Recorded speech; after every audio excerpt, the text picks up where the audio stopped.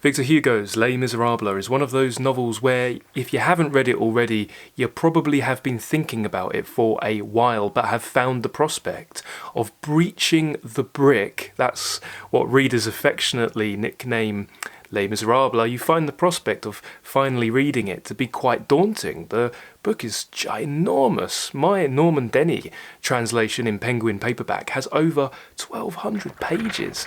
It's huge, and the digressions that Hugo is famous for go on and on and on for hundreds of pages, so you might have found the prospect of getting into Les Misérables without a guide to be quite daunting. It's also one of those books where, if you have read it, you've most likely fallen in love with it. You put in the hard work to get through it, and once you finish the book, all you can think about is rereading it, either immediately or earmarking it for a future date. It's one of those novels that you want to reread it every year, every couple of years, and return to the characters, return to the story with new eyes, bring in new lived experience to the wonderful novel that is Les Misérables. So today, and in anticipation for the Les Misérables lecture series kicking off this autumn, I would like to offer you 10 tips for how to read Les Misérables. I'm going to give you some advice to keep in mind. Dr. Samuel Johnson, talking about another huge novel of epic proportions, Samuel Richardson's Clarissa, said that nobody reads Clarissa for the story. You must read it for the sentiment. If you don't read it for the sentiment, you'll go mad. Now, this isn't entirely true of Les Misérables as well, but we can take a little grain of wisdom from this guidance as well when we approach Les Misérables. As you can see here, this is the Norman Denny version, and we'll talk about translations in a moment, but you can see it's huge, and you must read Les Misérables for the sentiment. It is true that the story is riveting. There is a good story, and there are great characters that you will fall in love with, that you'll want to spend lots of time with, which is fortunate because it's a long novel, and you must spend lots of time in the novel, in the world of the novel, if you ever hope to finish it. I suppose what we mean when we say read the novel for its sentiment is to slow down, absorb it, and live with it. You have to relish the long digressions and tangents. Hugo goes off on long historical forays out into the literary wilderness, and it takes him a while to come back, and very often you'll want to get back to the characters. You'll wonder what's happened to Jean Valjean. You'll want to return to that core story, but you have to pivot into and embrace some of these tangents. They are the novel. And when you get to the end of the novel, whilst you're reading the novel, you may think, oh, it could be a bit shorter. You know, people think that for Moby Dick, they think that for Clarissa, they think that for War and Peace, they think that for many big, long novels. But once you reach the end, if you've read it for sentiment, you could not imagine it without those long digressions. Those long digressions are the novel. You can't abridge it, you can't clip it down. You read it for the effect it has upon you, and you need to slow down. We'll talk about pacing in a moment, but my second tip is to remember that this is a historical novel. Mortimer Adler, in his wonderful book, How to Read a Book, has a chapter dedicated solely to how to read history, and he reminds us that the facts of history are elusive, and for us to get a halfway fair picture of history, we have to read multiple sources. So in the lectures in the book club, we'll come at the book with a bit of a historical lens in order to try to ascertain what the book is really about. And you need to ask that of a historical novel. It's, what is it about? And if we ask that of Les Misérables, the answer is not the French Revolution. The French Revolution actually took place some years before the events in this story. Yes, this does detail a revolt. The beating heart at the centre of Les Misérables is the June insurrection of 1832, the June uprising, the rebellion. Now, this was a much smaller revolt than the French Revolution, 1789 and the following years, when Marie Antoinette was beheaded. Now, the French Revolution set the template for every other revolution to come. After the French Revolution, those across the Channel, like us Brits, those all over Europe, were a little bit apprehensive. We started getting a little bit worried that the template had now been established and the dominoes would start to fall in our own country. And we can look throughout history and we can see that in Stalinist Russia, for example, in Mao's China, they use the French Revolution as its model, as its template. So you do need to know a little bit about the French Revolution in order to appreciate what happened many years afterwards on a much smaller scale. Hugo chooses to focus on this smaller insurrection in the same way that he chooses to spend huge amounts of time with these characters. He's trying valiantly and succeeding to make history universal, trying to make history personal. And this, Mortimer Adler tells us, is why we read history. It's not just for facts, it's not just for dates, it's not just for who's who and who did what. It's to instruct us today and as we go forward in our life in the future. History is doomed to repeat itself unless we know something of it. And so what Hugo is trying to do is he's trying to individualize history, personalize history. So you do need to know a little bit of French history, and Hugo will help us. It's a whacking, huge historical novel, but it can be a bit confusing at times, and you might be tempted to skip certain sections. I'm thinking of Waterloo, the Waterloo section in particular. I think personally, though this might sound like an absolute travesty, if you need to skip certain sections, then that's okay to skip them. I would say try not to, but I could very much understand why one might wish to skip through them. It's very, very confusing. All the disparate threads, all the different people, all the names, all the events can be confusing. In the lectures, we're going to make it a little bit more straightforward so you can understand what the crux of Les Misérables is. So you do need to know a little bit of history in order to fully appreciate the characters and their wants and desires and motivations in the novel. And a little helping hand, a little bit of history will definitely pay dividends in your response and appreciation to this great novel. Mortimer Adler also implores us to ask 5 questions when it comes to reading history, and we can ask these questions of Hugo himself. Question 1, what does the author want to prove? 2, whom does he want to convince? 3, what special knowledge does he assume?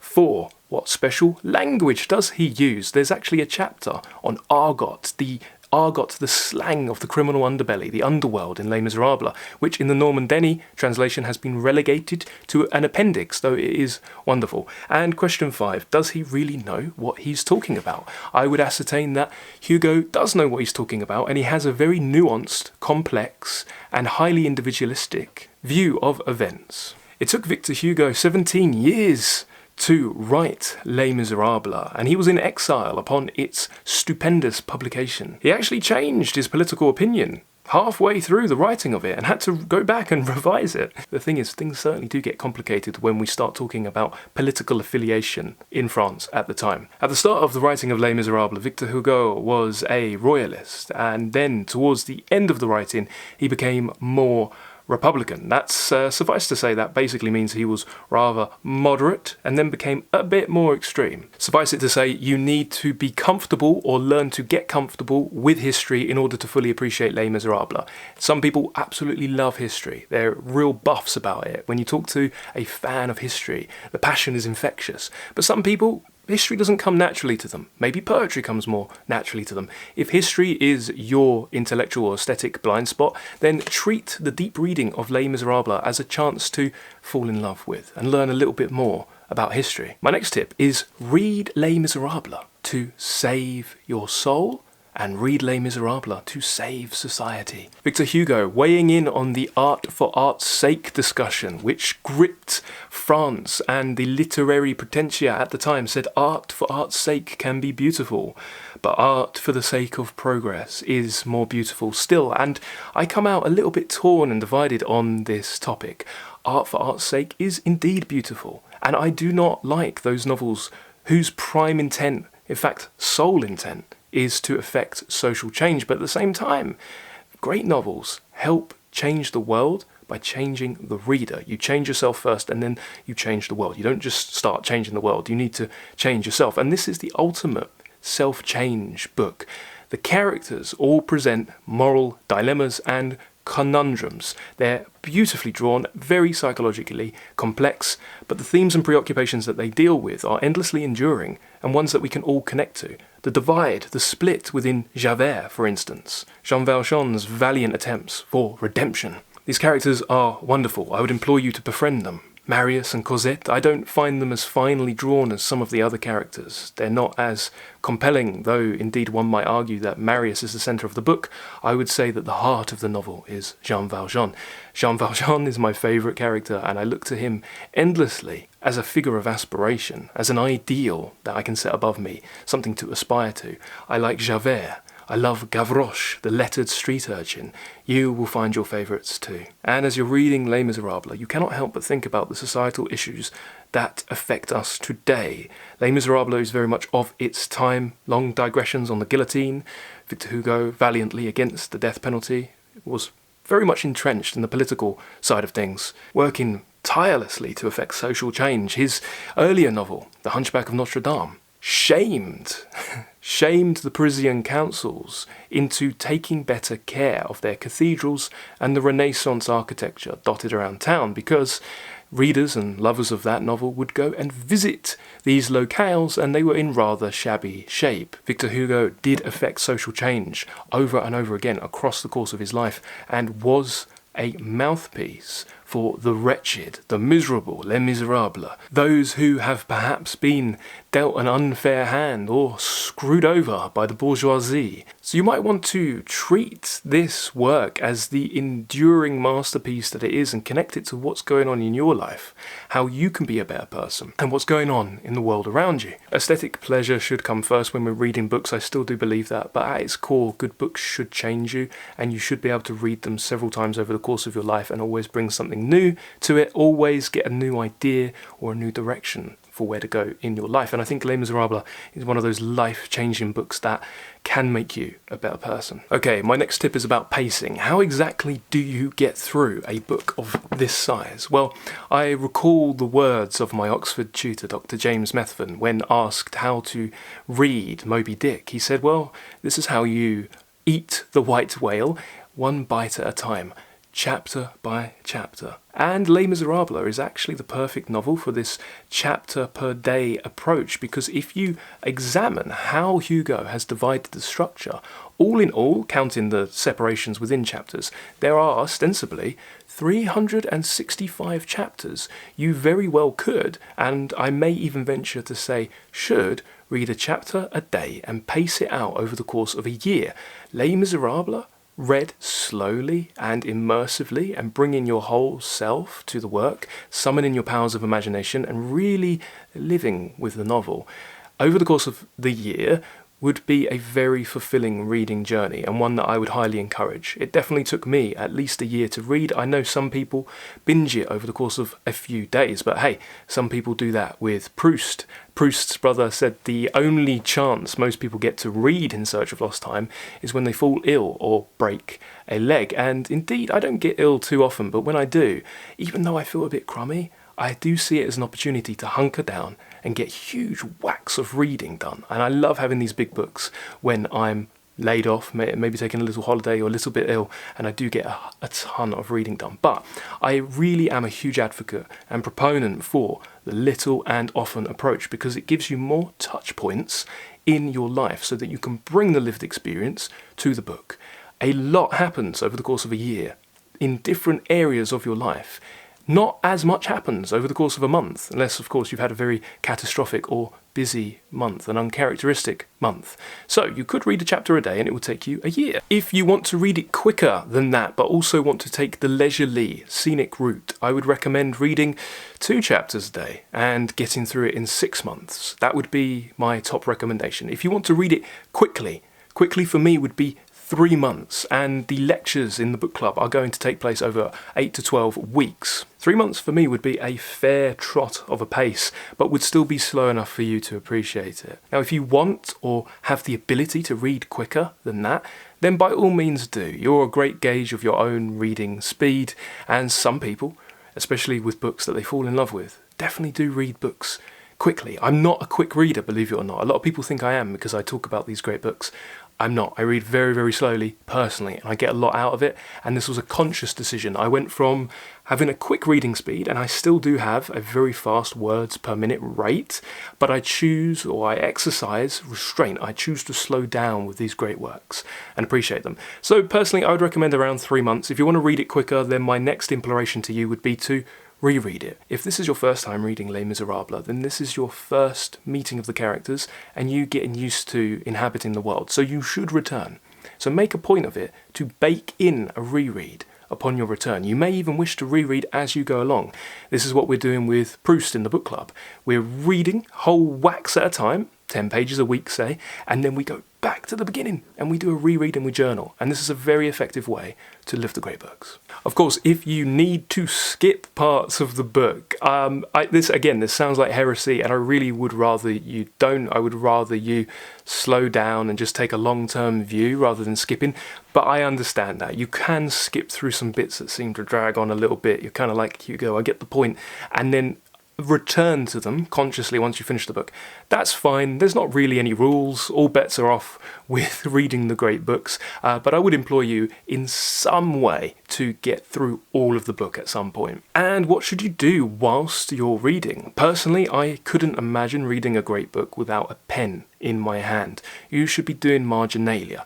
Underline, highlight, scribble in the margins, or journal. Have a separate dedicated journal and call it your Les Misérables journal. This is your memory of the reading, and you can blend in your real memories of what's happening in your life. It can be a real journal, but write out quotes that inspire you. Unpick them, ask yourself questions, and don't worry about being frivolous, because sometimes from frivolity we can get really valid points that we'll remember for the rest of our lives. What should you highlight, circle and underline? Anything that takes your fancy for any reason whatsoever.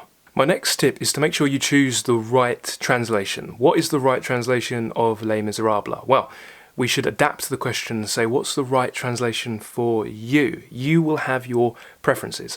I have read out passages from 3 different translations, dominant translations.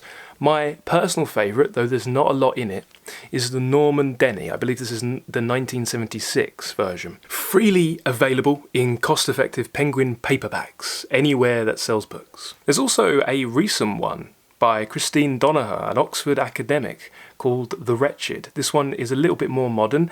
It's really good. I would recommend that one as well. And then, of course, there is the one that was published simultaneously with the French original by Wilbur. There was a huge marketing campaign, unlike any the literary world has ever seen, when Les Misérables came out. Victor Hugo commanded huge sums of money for this and coordinated a publishing endeavour across all the different cities of Europe.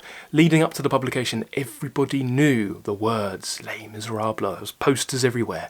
People knew that the novel of the century that contained the soul and spirit of the century was a-coming. This wasn't just a novel. This was a huge epic, unlike anything they had seen yet. Listen to my readings of the 3 dominant translations and make a decision which one's right for you. If you are following along with the lectures in the Hardcore Literature Book Club, then you might want to choose the Norman Denny. But if you choose another one, then that's wonderful too, because like we did with Don Quixote, we can share the discrepancies and how the different parts of the novel are rendered by different translators, which is so fun. My next tip is something I mentioned previously in passing, but I just want to really emphasize it here.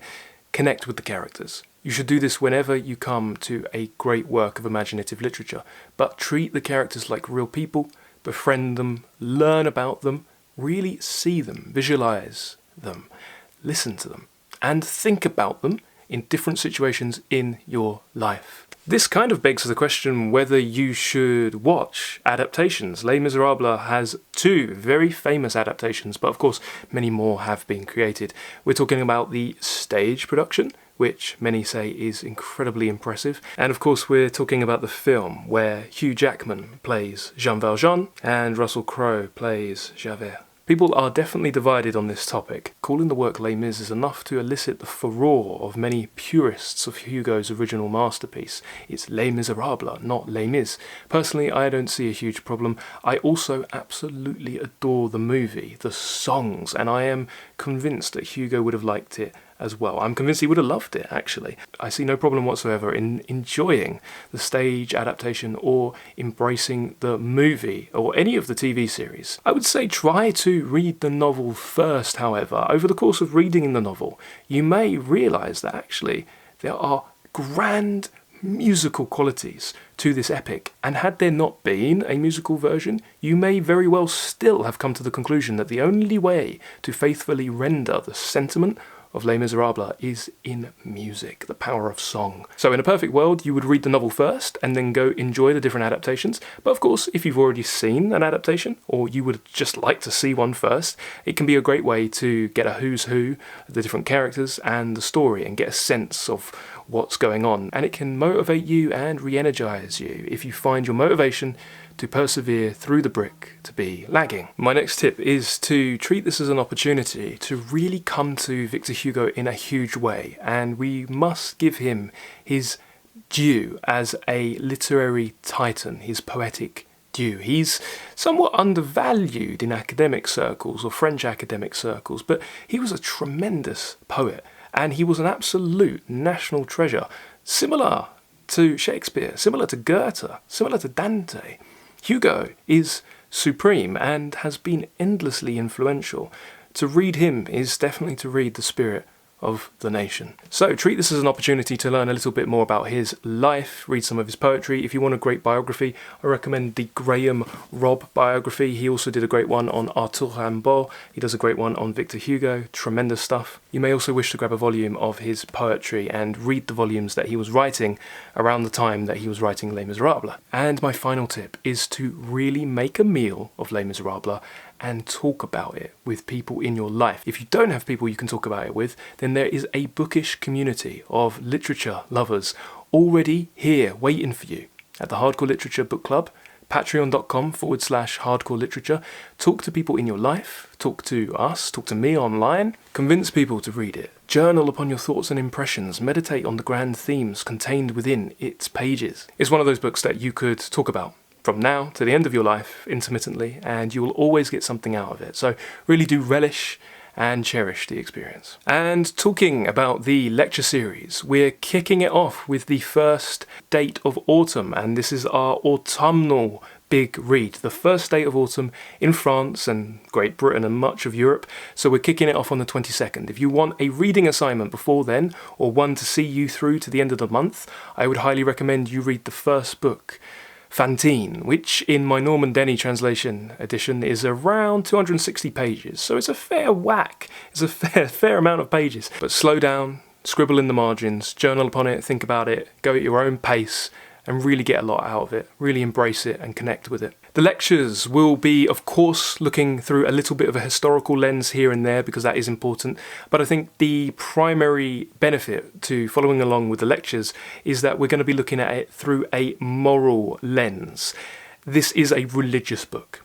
It is a spiritual book. Victor Hugo was fully aware that this was the crowning masterpiece in his oeuvre, and he was wildly prolific with many great works. So that's saying something. This was the peak of the mountain for him. He knew that when he was writing it. And so we're going to look at it through a lens that will hopefully result in us becoming better people in society and in our community, in our lives, with our families, and rounding out our thoughts, making our thought a little bit more nuanced. So we're going to be thinking about morality, because the novel begs us to. We'll also be doing some fun things with Victor Hugo's poetry, and there'll be poetry readings interspersed, and we'll be reading some of his other stuff at length. For example, his work on William Shakespeare. We'll be reading and responding to this at length. This and many of his other works. The core foundation of this lecture series will be the deep dive analyses and the group discussion. I have a strong feeling that this will be one of the most popular books on the schedule to date.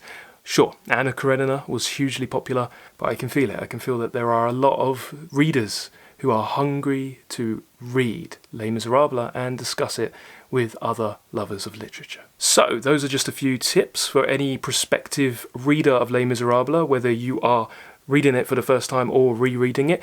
Do let me know if this is the first time you're reading the novel and what your feelings are about it. What brought you to it? Did somebody recommend it? Did you see it in another context? What brought you to this novel? And if it's a reread, then please do let us know your relationship to the novel.